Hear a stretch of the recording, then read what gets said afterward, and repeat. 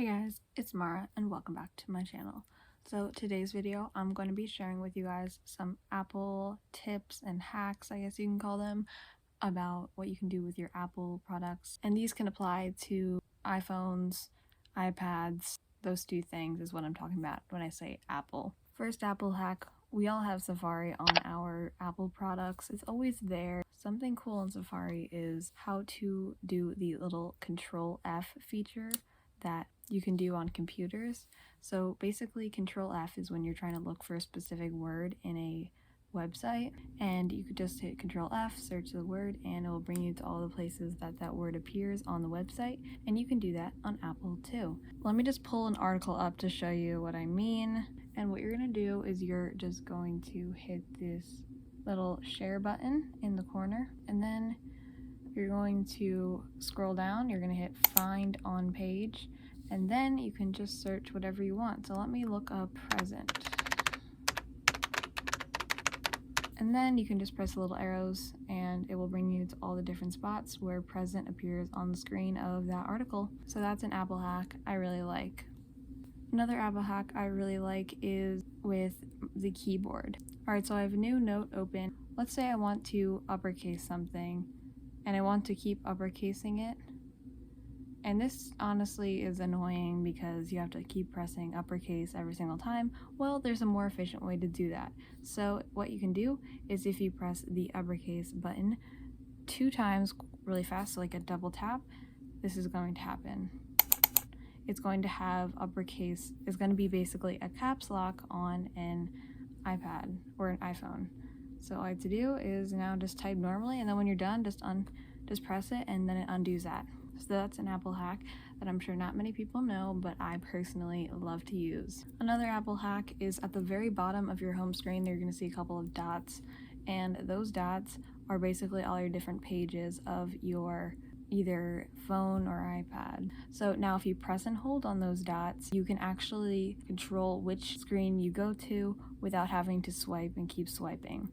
So I like to do this on my phone because I have a lot more tabs than my iPad. I only have 2 places on my iPad, but if you have a lot of little screens on your phone, you can just go instead of having to go like this. So it's just a fast and easier way to go between each individual home screen. So one thing about autocorrect that can be really annoying is when you're typing something, you know it's going to say that it's wrong spelled and you want to still type it anyway, and then it autocorrects it and you're just annoyed. So to beat autocorrect, when you type your word that you think autocorrect's not gonna like. Alright, so I typed up a word and Apple is not gonna like this, and a lot of times when you're texting and you send something, it's gonna automatically change it, which is annoying. So what you can do is just press the first button, which has the thing that you typed, and then Apple won't bother you about that word. Instead of immediately correcting it, it will just leave it be. So that's how you can beat autocorrect and not have it constantly changing your words that are spelled wrong. One thing I always wanted to know was how to delete messages. I'm sure you've come up in a situation where you didn't like that text and you wanted to delete it, and you're like, how do I delete it? So to delete text, I'll show you. So when you're in text, you just press and hold on a text and then you hit more, and then after you hit more, what you're going to do is it'll bring up a little menu. You just select the thing that you want to delete or delete all of them, and then just hit the little delete button in the bottom, and that's how you delete messages. Another fun thing that you can do with messages is change the effects. So I don't know if you've ever gotten that happy birthday text and then the balloons fly everywhere. This is actually a way that you can do it without having to just type in that special happy birthday words to get up the cool text. So when you're typing up a text, instead of pressing send, you just press and hold, and then it will bring you to all the different special things that you can do with the text. So you can do hit bubble or screen, and then you can change the way. You can either do it with this, you can do it with the spotlight. There's so many fun things. Of course, there's the balloons, confetti, so there's a lot of cool things you can do with text messages, and there's a lot of fun graphics that they have. And that's how you do special things with text messages.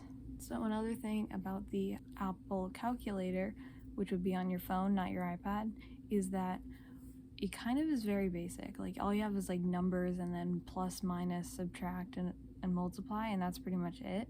But there is a way to get a whole bunch of more features. So when you have your phone like this, you just flip it to horizontal mode and you'll have so much more options for your calculator that you couldn't access when you hold your phone like this. So flip it like this so it's horizontal, and you will have a lot more things that you can do with your calculator in case you ever need to, I don't know, use a fraction or something like that in an Apple calculator. So another thing that you can do is reply to specific messages in your Messages app. So when you go onto Messages, you just press and hold a message that you want to specifically reply to, hit reply, and then instead of replying to just as a standard message, it will actually reference that message in the message that you send to let the person know what message you're talking about and what you're responding to. So I really like this tip, and I think it's really helpful so you don't confuse someone when you answer a different message.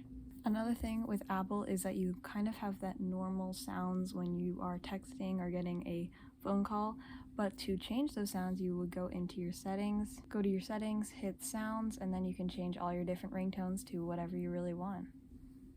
Those are all the tips that I have for this video. I'll see you all in the next video. Comment down below if you guys know any other Apple hacks I didn't share in this one, and I'll see y'all in the next one. Bye!